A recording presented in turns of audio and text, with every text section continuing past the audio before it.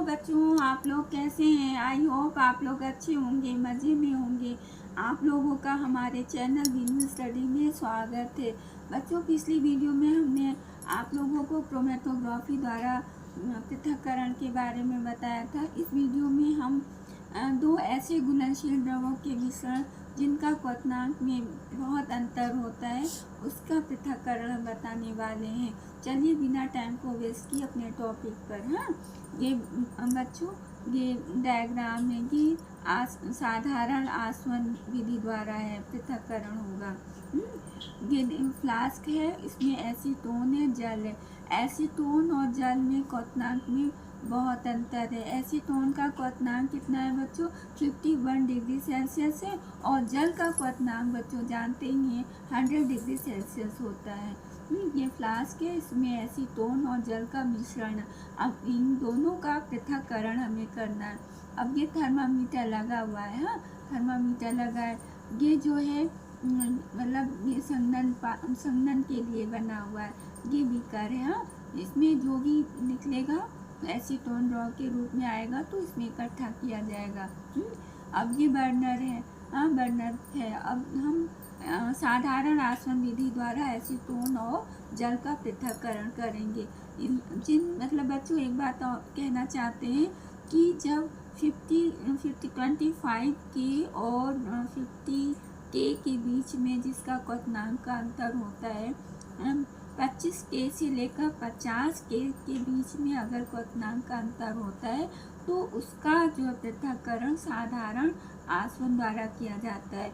और जिन मतलब द्रव का क्वथनांक में जो है 25 के से नीचे होता है अंतर, तो उनका जो है ये जो है प्रभाजी आसवन विधि द्वारा पृथक्करण किया जाता है।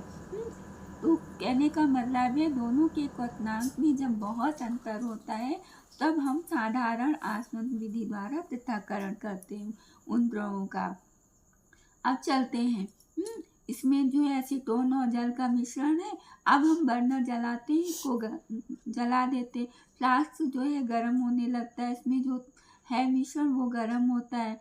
जैसे ही थर्मामीटर बच्चों हम देखते हैं 51 डिग्री सेल्सियस पर पहुंचता है तो सबसे पहले एसीटोन वाष्पीकृत होता है, वाष्प बनकर ऊपर की ओर आता है। हाँ, सबसे पहले एसीटोन, और यहाँ पर जो है आते आते यहाँ इकट्ठा हो जाता है वाष्प।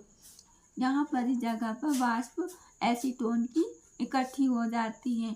अब इसके बाद जैसे ही यहाँ इस नली द्वारा यहाँ पर आता है तो हम जो है ये संघनन पात्र होता है, तो हम जो है ठंडा जल गुजारते हैं, बहुत ही ठंडा जल यहाँ से हम गुजारते हैं। यहाँ से गुजारा जाता है। तो ये नली के अंदर जल नहीं जाता है, नली के बाहर ही रहता है। तो हम जो है नली के बाहर ठंडा जल गुजारते हैं। इससे क्या होता है बच्चों, इसका ठंडापन जो है वाष्प को मिल जाता है, एसीटोन के वाष्प को मिल जाता है, और एसीटोन का जो वाष्प है, ताप है, तो ये ठंडे जल को मिल जाता है। इधर से ठंडा जल हम लोग गुजारते हैं और इधर से गर्म जल बाहर निकलता है। गर्म जल बाहर निकलता है, इधर से ठंडा जल हम डालते हैं। तो जैसे ठंडा जल गुजारते हैं तो यहाँ से जो वाष्प निकलती है तो वो ठंडी हो जाती है। जब ठंडी हो जाती है वाष्प तो वो द्रव में बदल जाता है। जब द्रव में बदल जाता है तो बूंद बूंद करके हम इसको इस बीकर में इकट्ठा कर लेते हैं। हमको एसीटोन का द्रव रूप चाहिए, हमको एकत्र करना है एसीटोन को। वैसे तो हम ना करते तो एसीटोन वाष्प बनकर बाहर निकल जाती, लेकिन हमको एसीटोन को द्रव रूप में चाहिए, तो हमें इकट्ठा भी करना है, तो बीकर में हम इकट्ठा कर लेते हैं। एसीटोन तो इसमें से निकल गया बच्चों। अब बचा क्या? जल हो गया। हमें तो जल और एसीटोन को अलग अलग करना था, सो हो गया। एसीटोन यहाँ आ गया और जल यहाँ रह गया। इस तरीके से साधारण आसवन विधि से जल और एसीटोन का पृथक्करण कर लेते हैं। अब ये हो गया बच्चों। अब आते हैं दो ऐसे घुलनशील द्रव के मिश्रण का पृथक्करण जिनका क्वथनांक में बहुत कम अंतर होता है, बहुत कम अंतर होता है। जैसे अल्कोहल है और जल का मिश्रण।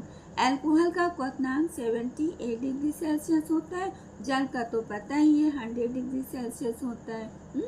अब बस थोड़ा सा अंतर होता है इसमें जो है, ये प्रभाजी आसवन स्तंभ होता है, प्रभाजी स्तंभ लगा होता है, इसमें नहीं होता है। साधारण आसवन में नहीं होता है, प्रभाजी आसवन में जो है ये स्तंभ लगा होता है, इसको प्रभाजी स्तंभ कहते हैं। इसमें शीशे के गुटके लगे होते हैं, रखे रहते हैं, जो कि